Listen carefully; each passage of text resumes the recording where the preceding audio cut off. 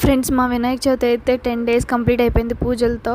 And 11th day వచ్చేసి ఊరేగింపు అనమాట స్టార్ట్ అయిపోయింది. చూసారు కదా గోలగా ఉందన్నమాట. మా ఊర్లో 3 డీజేలు పెట్టారు. 3 sides 3 డీజేలు ఉన్నాయన్నమాట. చిన్నపిల్లలు ఒకటి, పెద్దవాళ్ళది ఒకటి, ఇంకెవరైనా వేసుకోవచ్చు. ఇంకా బండి అమ్మట అయితే ఒకటి ఉండిద్ది కంపల్సరీగా. సో అదంతా అయితే చాలా బాగుంటుంది. సో మీకు వాయిస్ పెడతాను చూడండి ఎంత గోలగా ఉందో.